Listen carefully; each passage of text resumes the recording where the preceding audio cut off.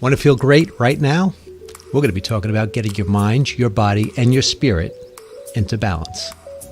The topic for today. We spend 90% of our time in the past or the future. Whatever your day brings, you don't have to like it, but you have to accept it. It doesn't mean you can't organize it in a different way for the future, so it doesn't happen again or whatever, but you have to accept it. And by not accepting it, there lies the friction that we experience in life. Like the lessons you were talking about in life, that Groundhog Day. It's, we get the same lesson until we learn from it, we can't move forward.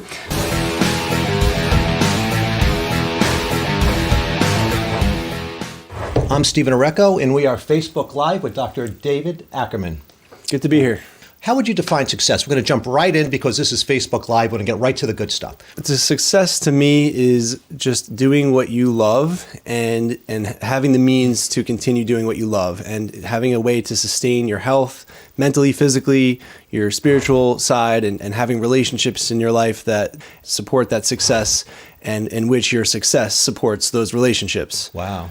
How do you stay on track? Because life is always knocking us off course. How do you stay on track with that? It's so easy to derail, don't you think? It absolutely is. And every day there's new challenges that drop in front of us, and we have to keep our course. So I think the biggest thing is being clear on what success is to you and trying to be in line. Everything you do, ask yourself, is this moving me towards the direction that I'm going in, or is this a detour from where I'm trying to go? So what happens when someone becomes fearful about taking the next step? I mean, it's got to happen to you. It happens to me. It happens to everybody. We all know what we should be doing, right? We all should eat right. We all should exercise. We all should see professionals like yourself, chiropractors.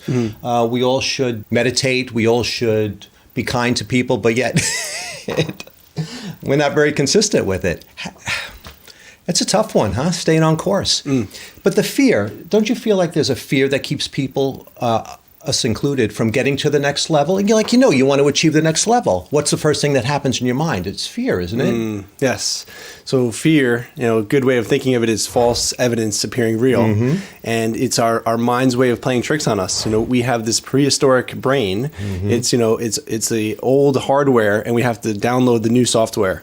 So just reminding ourselves that those thoughts aren't real, and that we have to retrain our brain to think positive and to basically determine what we want to happen. And that's where, if you think something is going to happen within reason, if you have fear of falling off a cliff, I wouldn't walk past that edge of the cliff. Sure. But if it's something where you want to start a business, or if you want to try something new in your life, having the goals to try it, and what's the worst thing that can happen? So if you eliminate the fear and you say to yourself, if this is the worst thing that can happen and you're okay with it, then go for it. And you're already prepared for the downside. And I can assure everyone that there's only going to be an upside. Yeah. Reprogramming. Very difficult, huh? It is. It's ongoing. It's daily.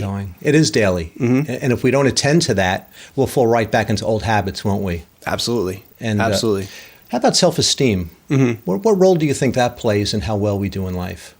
I think it's everything. Yeah, it is everything. Belief in yourself, belief in your teams, your relationships, in everything, your health.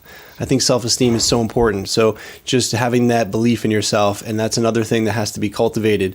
I think that self-esteem is grown when you take daily actions to improve your self-esteem. And that could be self-value, self-worth, self-respect, and so forth. Now, let's say someone has this goal they want to achieve, and fear pops into their mind.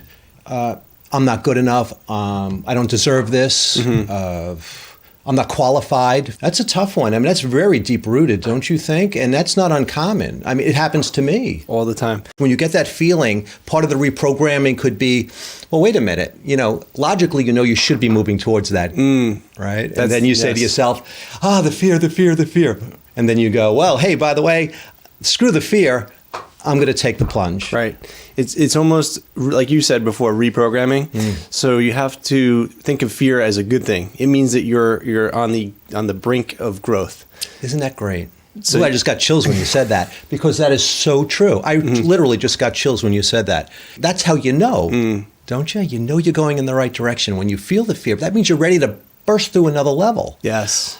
And I'll tell you, it's so easy to sit on your hands and make excuses. Well, I'm really busy today, or I have this to attend to. But in the back of your mind, you know you should be striving towards that, whether it's health, fitness, business goal, you know. Sure. And then if we take the plunge and it fits and it feels great, it's such an amazing feeling, totally opposite from the fear we just had. Don't you think? It's like a sense of accomplishment, like I broke through to a new level. Absolutely. Now, I know a lot of people, and myself, fall into this category. You know, we're very goal-oriented.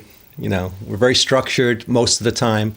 It's very easy to lose the moment striving for the next moment. True. I mean, there's only one moment, but just to put it in those terms, that I feel is so prevalent in the society as well. We're giving up today for tomorrow, right? You know, it's like, of course, we should plan for tomorrow, but we should live today. And I know it just sounds like a cliche, but really, our mind is always working. It's always going somewhere else. It's never right here, right now. Like right now, you could be thinking about what you're going to say next and not even be listening to me. I have no idea, you know what I mean? Right. And vice versa. Right. But I try my best to remind myself that I have to be here and not practicing the next question and not, this is the moment. And Yes. how vital do you think that is in the big picture of life, you know? It's everything. In fact, funny enough, on my Instagram, I just did little stories, and I was driving, and you know, I was on autopilot, so I was being safe. But I did a little post, and I basically said, "Now is the time. You know, this is the moment. If you're thinking about doing something, this is the perfect time to start. If you're waiting for the weather to be nice, this is as nice as it's going to get, and so forth." So it's just being in the present and always thinking about, yes, I need to know where I'm going and make sure that my actions are in line with where my end result is going to be, but then also enjoying the present and just taking it in, being grateful. Yeah, and grateful. That's, you know, I try to always recheck myself because, like you said, the mind, it starts to go on its own, and we have to kind of rein it in and just, you know, take a deep breath and be present too. Yeah. Every time I find my mind drifting, I'm able to catch it sooner and sooner each time, sort of. You know what I mean? I'll have those days where I don't catch it at all, and it's just all over the place. But these days, I'm really focusing on just noticing when it starts happening, because with me, and I'm sure with most people, it's always perpetuated by a thought. There'll be a thought of, I'm not good enough, or, oh, I have to do that today, I don't want to do it. Then there's always a feeling in your gut. And the gut starts feeding your brain, and you start thinking about the feeling. And before you know it, you're caught up in a tailspin. Starting your day, do you have a morning ritual? Do you have something or some things that you do pretty much on a daily basis that kind of set your day up for success? Yes. I'm glad you asked. So every morning, without fail, whether I'm traveling, if I'm late, or whatever it might be, I take 15 to 20 minutes to start my day, and I stretch. And I actually stay in my bed, and I just have a little routine that I go through, and I stretch, and I make sure that I breathe and I meditate. And the best days that I have are the days that I don't touch my phone for the first 20 minutes of my day as well. Yeah. So while I'm stretching, I'm visualizing, you know, what I'd like to happen that day and what I have to do and so forth. And then I go, obviously, shower and eat breakfast, and I end my showers with a cold shower, because Great, that's the a great way plunge, to plunge, you know, wake up the nervous system, and it's a hard thing I to gotta do. add that. It's challenging, and gotta if add you that. if you can bring yourself to do it, now you've already accomplished one of the hardest things you're going to have to do all day, and you got it out the way. Yeah, I've seen Tony Robbins do his morning ritual. He's a little bit over the top. Yes. Man, oh man, oh man. 57 degrees, baby. Whoa. Man, oh man, oh man. But I have a morning ritual, and I find that the second I wake up is the best time to do it, before your mind wakes up and says, hey, by the way, stupid, you got to do this, you got to do that, you're not good enough, all that other crap, or, you know, here's all the things I don't want to do today. Automatically just starts rolling in my mind. So if I catch it early enough, I go into my ritual. Mine is to come down here into my office, and I'll meditate for 40 minutes or so. I'll stretch. I won't turn on my phone. That's a biggie. That's a biggie. You know, always being pulled. You know, the phone is drawing us in. It's manipulating us. It's almost like having commercials playing 24/7 right in front of you. It's like they're trying to reprogram you. And if you allow that to take grab of you, you've already started off the day wrong. Exactly. There's no two ways about it. The most successful people say that, I will not turn on my phone for the first 2 hours. 2 hours would be ideal. I know, but Absolutely. realistically, 20 minutes is... well, they may get up 2 hours earlier than usual so they could do that. They do. And they do. That is the key, is the morning ritual. So I think the more we see the power of the morning ritual, the earlier we're willing to go to sleep, because we realize that the Yes. juice is in the morning. And that's really where you want to just cut out the nighttime. That's really not really where you're productive anyway. Yeah. Wake up a little earlier and have some time for yourself. That's a big Grant Cardone thing. Love Grant, yes. You turned me on to Grant. Oh, yes, that's right. Man, the 10X, yep. he's crazy. I love him. When I get up early, I feel better. I just feel better. It just feels good. It's good. When I get up, I beat the sun up, man. I got up before the cameraman did.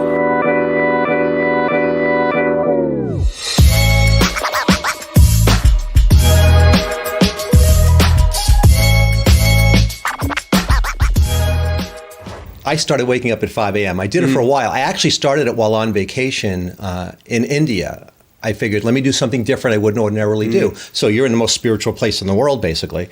So why don't I start doing it now? So I started getting up 5 a.m. for the entire period of time and just finding a place to hang out. It's powerful. Very powerful, especially, where I was. It laid the groundwork for being able to do it here as well. But then here, things get in the way. I have to work late, and then, the cycle... but either way, a morning ritual, how we start our day, the thoughts we start our day with, huge. So if you could name one thing someone could do, let's say tomorrow morning waking up, what would it's just that one thing that person could do just to kind of change the usual trajectory of that person's day? We just talked about the morning routine, so that would be the part of it. And then I would start with the dream wheel, which is something that I use for myself. I use it for all of my patients. And the dream is an acronym for diet, recovery, exercise, alignment of your spine, and mental health. So you have 5 areas, and if you think of it as like a pie with a pizza, you want to make sure that they're all equal in size. And that's where you want to find out, okay, where am I giving more attention, and where do I need to actually put some more effort into? Sure. And then if you start your day doing a quick assessment, how's my diet, how's my recovery, my exercise, and so forth, and then say, well, anything less than a 5, if you're going on a 10 scale, so anything 5 or less, okay, I'm going to take immediate action. Okay. And come up with something you could do that day that's going to help you move the needle, so to speak, and then make it on your to-do list an absolute must for the day, that you're going to stretch before bed, or you're going to make an appointment to see a chiropractor, or whatever it is that you are deficient in. Yeah. Have you ever heard of Mel Robbins? She wrote a book called The 5-Second Rule. Okay. It's just so cool, and it boils down to like this. Let's say we're doing something, and a thought pops into our mind. I'll do this briefly. Driving down the road, we're on empty. See the gas station. I should go get gas. That's the thought that pops into your mind. And then within 5 seconds, you have that voice saying, don't feel like it's cold out. Don't feel like doing it now. There's a few people in front of me. I'll do it tomorrow. Not a big deal, but we don't know what tomorrow's going to bring. Yes. And it might add extra stress to our lives because we hadn't done it when we knew. So the whole premise of it is, you know what you should be doing. That little voice that we don't listen to is always telling us what we should do. And if you don't take action within 5 seconds, you're screwed. Yeah. You're screwed, because you're going to have all those reasons not to do it that you habitually use not to have to do something in the moment. But you've already classified it as something that's important. You know it. It's not walking along a cliff, should I take this step and see if I'll live? It's the little things throughout the day, that all add up. Throughout the course of a day, we're making life more difficult for ourselves than it has to be. And if we listen to the good voice inside our head, which is, Steve, you should go get gas now, or, you should really take that off the stairs so nobody trips. I don't feel like bending down now and getting that. It's all those, without driving yourself crazy, but we really know what we should be doing. And her whole premise is, if you don't take action within 5 seconds of the thought, you're screwed. Right. The other thing that it does, very quickly, is if you have one of those little impulses that are pulling you, if you don't marry it with an action within 5 seconds, you pull the emergency brake and kill the idea. Kill it. If you have the impulse to get up and come dance while the band is playing, if you don't stand up in 5 seconds, you're going to pull the emergency brake. If you have an impulse about you were inspired by somebody's speech today, and you don't do something within 5 seconds, write a note, send yourself a text, anything physical to marry it with the idea, you will pull the emergency brake and kill the idea. Your problem isn't ideas. Your problem is you don't act on them. We're going to repeat life over and over again until we get it right. It's like Groundhog Day. The same crap, day in and day out, all day long will continue to happen until we learn the lesson, push it aside, and move on. Exactly. It seems so simple, but I know it's not. Right. You know, I call it setting yourself up for success. So that's what kind of pushes me to do it, where I know I'm going to be making my day tomorrow easier or less stressful. So whether it's staying late in the office and going through all my patient files and visualizing what I need to talk about and making sure everything's in the file, and they're doing it that way, or picking up the wrapper on the floor, it's setting yourself up for success. And I'm not perfect. There's definitely times where I rationalize why I can't do it and why I have to leave early. But as long as you're doing it 80%, let's say, of the time, your life is going to be so much easier than everyone else. We all make little things into big things, right? I mean, seriously, the way we react to things is way over the top in relationship to how important it really is, or how, what a real problem would be. Right. And it's all we can focus on. I went out to dinner with a couple of people, and he got a brand new car, gorgeous car, right? And his navigation didn't work. Okay. So for the first hour, he's on his phone trying to figure out why the navigation isn't working. Right. I mean, it's a perfect example of not being in the moment and taking that minute detail of something that isn't perfect and blowing it up into a huge thing. Instead of making a joke and connecting with the people he's with, and then say, I'll take it to the dealership tomorrow and they'll fix it, and that's what I paid them for. Yeah, I couldn't get him out of it. Really? I tried. I didn't. Yeah. I just said, hey, by the way, hey. Right. Very, very focused. And, I've done it plenty of times myself. Ready to go out to dinner with somebody and something's wrong with the computer. It's all I can think about, And reminding yourself of these things along the way is helpful, and it creates a new pattern, don't you think? If we do it consistently enough, absolutely. We catch ourselves. Yes. That's a big part of it, right? Especially when you see the long-term benefits and the quality of your life improves, your stress goes down, and it just becomes automatic. So I'm always trying to train myself to do that. So whether it's picking up little things in my apartment or if it's, in my office with patients, it's just a matter of making it a habit. Yeah. And what do you think about stress in general? Internal, external, a little bit of both. Where does it really lie? Is it within the person? Is stress external of people? Sure. Stress is definitely real. I think it's both. I think it's internal and external. I think there's good and bad stress. There's eustress, which is the good, and distress, which is obviously the bad. So it depends on the type of stress.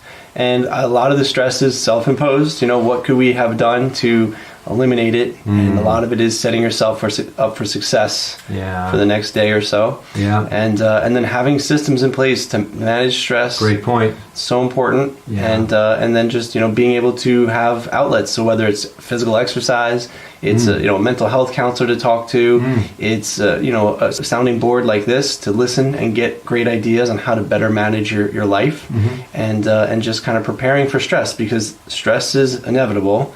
We need stress to live. Yeah. Without it, we'd have a much bigger problem. Yeah.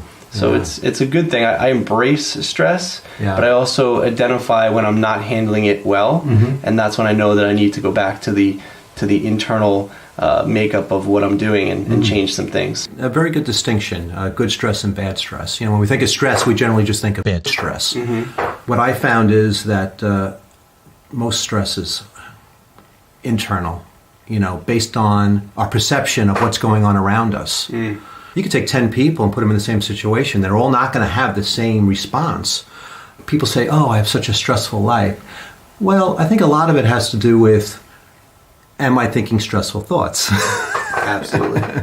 I follow Eckhart Tolle a lot. Love him. Deepak Chopra, too. Sure. But really deep into Eckhart Tolle and Sadhguru, another guy I love. There is so much self-improvement information in this world, isn't there? I mean, with the internet and our phones, it's everywhere. We all know what we should be doing. Right. It's so funny. There's thousands and thousands of hours of programming on YouTube on one topic. Yeah, it's a great time to be alive. Isn't it? It really is. I mean, we have so much information. You used to have to go to college for 4 years to get the information that's at our fingertips. You want to know anything, it's there. But are we happier, do you think? As a society, are we more connected? Are we? I would expect to be, based on what the conversation we've been having about being connected with the internet and how it's just brought everybody. I like to say, I hate that, not together, but it's brought our thoughts together. Sure. And we're able to learn anything we want to learn within seconds. Right. As a society, are we healthier? Oh, well, it depends on what your definition of health is. So what's your definition of health? Well, me personally, it's health is being mentally, physically, emotionally balanced, and it's not just the absence of disease. You can be unsick, but that doesn't mean that you're healthy. Yeah. So I think healthy is really, taking daily action steps to contribute to those 5 different pillars, which is the diet, the recovery, the exercise, the alignment, the mental health. Yeah. It really comes back full circle to those 5 things. Yeah. And that to me is the true definition of being healthy, because health is a journey. It's not a destination. Wonderfully put. Yes, definitely. So it's ongoing. So to have a definition of something that's not really something you can pin down, I think it's an ongoing journey, and you want to be making even contributions on a daily basis. I'm sure in your office you must hear a lot of people that are complaining because they're coming to you because some of them are in pain and some of them want to stay out of pain. Absolutely. Well put, right? Sure. I would say, because you don't go to see a chiropractor just because you're in pain. The main thing is, once you get out of pain, which you helped me with, I had tremendous sciatica where I thought I was going to die. The most intense pain I've ever had in my life. I didn't think human pain could be so severe and so extreme. And I really got knocked on my ass. And a couple of months, I haven't had a reoccurrence since. It's been a couple of years. I can't believe it. I was already lined up for an operation and, do this and do that. And I don't want to have to worry about this again. And, You also speak about working in instead of working out. Yes, thank you. What exactly do you mean by that? Well, a lot of us work out. So when we want to get healthy, the first thing we do, we go to the gym and we start exercising and working on the outer muscles, the ones we can see the most. And that's why, as a chiropractor, I've identified that so many people, they fail in the gym because they go and work out first before they work in. Yeah. So working in is going to a chiropractor or a health practitioner who understands the inner workings of the body. Sure. And letting them identify where the body is out of alignment, where there's muscular imbalance, and really what needs to be corrected first on the inside before you start working on the outside. A lot of people just want to complain. I'm talking about outside your office, people in general. My shit's worse than your shit, and I'm going to fight for it. That I had a worse day than you, and doesn't that feed the beast? Absolutely. Horrible. It's negative. There's a great exercise that I do with my patients when they're in that state of mind, and you just can't break them. And I say, all right, take a look around the room, and now close your eyes. And when you open your eyes, I want you to tell me everything brown that you see. And then they tell me. Now close your eyes again. You open your eyes this time, tell me all the colorful, beautiful things that you see. And you can kind of see where I'm going with this. Yeah. And then, they close their eyes and I say, well, the brown is the shit in your life that you're telling everyone about. Yeah. But you can open up your eyes and choose to see the beauty and all the colorful in your life as well. Yeah. So let's focus on the colorful stuff. Yeah. And it just breaks their pattern. And it's a fun thing. It gets a little laugh out of them. Sure. And hopefully that sticks with them. Sure. Doesn't that go back to what we were just talking about, where we take a little thing and make it into a big thing? I mean, it's not saying, well, you have weeds in your garden and you say, I have no weeds, I have no weeds, I have no weeds, and you push it aside. It's not that. We're saying that you have to look at your life as a whole. Yes. For what it really is. We tend to focus on the negative a lot and build it up to fill the picture, and not just at those moments, but most of our lives, I feel, are filled with those, I got to do this, I got to do that, oh my God, all these things I have to get done. And it's negative affirmations. Right.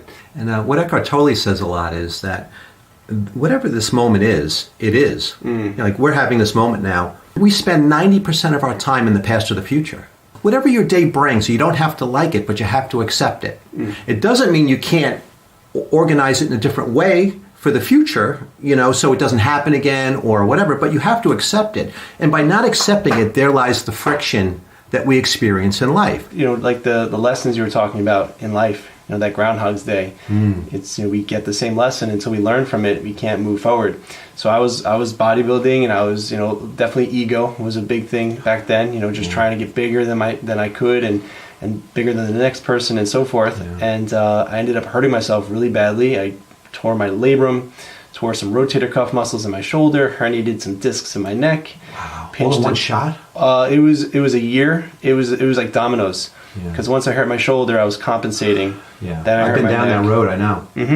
And it was also because I kept trying to do the same things I was doing before. Yeah. So School of Hard Knocks, Dave. It definitely hit me really good, and it was the best thing. I was just going to say, did it save your life? It did. It put me in the seat here in front of you. Yes. It's part of the journey, and it's what allows me to connect with my patients when they come in with injuries, and I tell them that they can't do X or Y anymore, and they have like almost a mental breakdown in the office, and I can empathize with them because I've been in their shoes. Yes. I've had to stop all physical activity, which is something to me that is the most important thing in my life, is being healthy and active. Yes. So to have to stop that for a year and not knowing if I'd ever be able to do a push-up again, that was hard for me. Yeah. But I changed my workouts. I learned a ton about the shoulder and just everything about the spine, even more. I had to really learn more than what I knew. Yeah. And it caused me to grow, and I'm still learning, and I'm still, occasionally I get a little tweak here or there.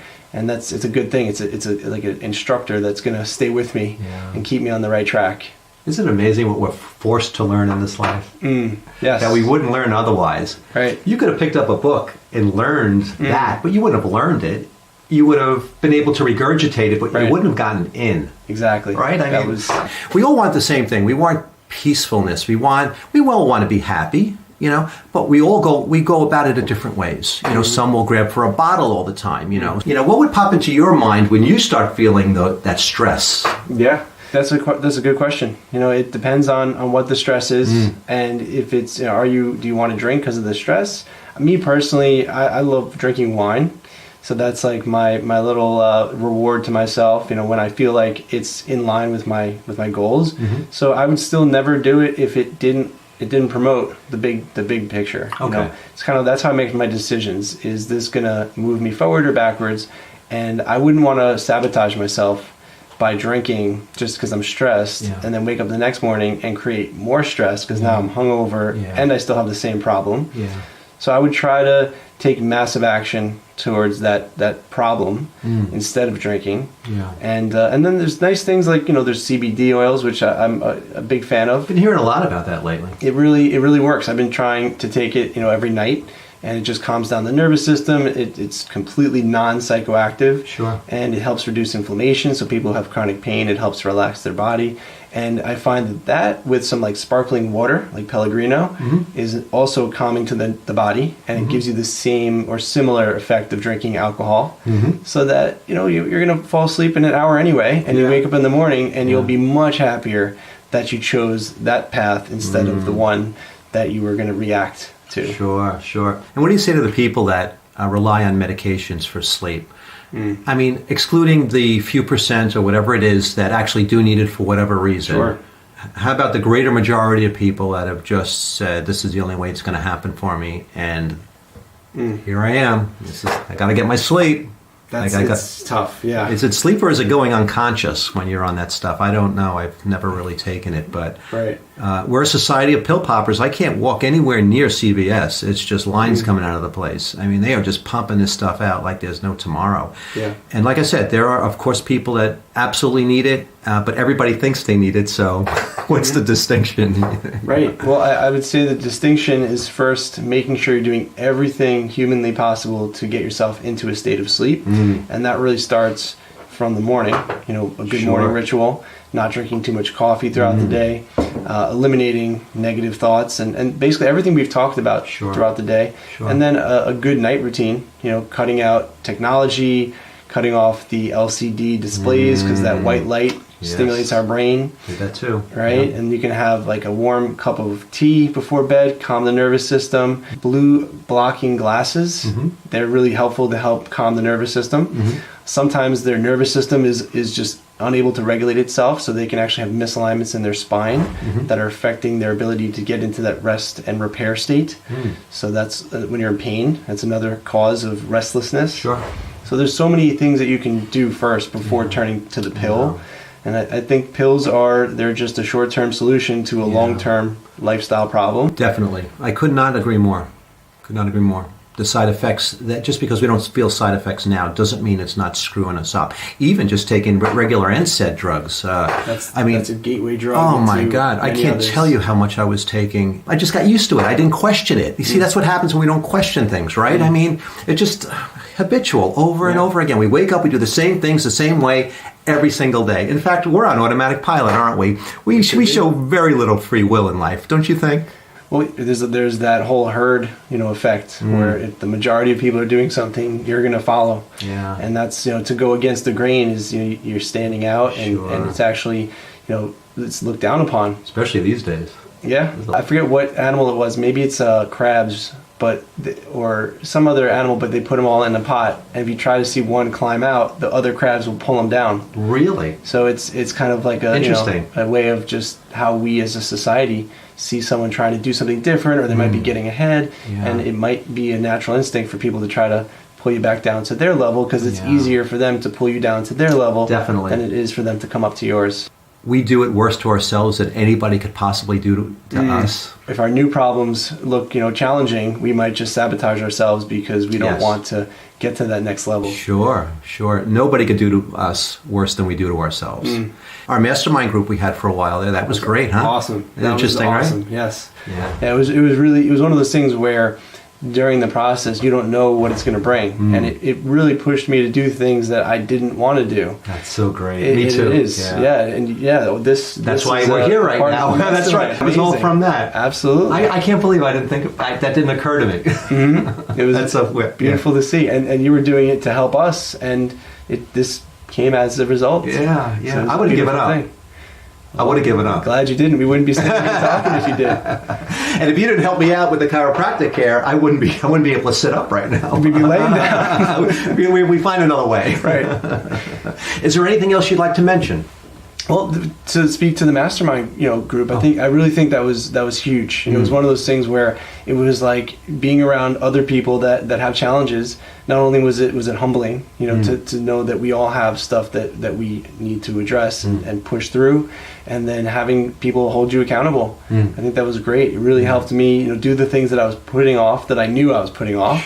Yeah. And it was something that just, it really, in hindsight, catapulted everything in my life, and it's all falling into place now. Wow. Where if I would have known that back then, I would have even maybe taken more energy to it, because now I know what it yielded.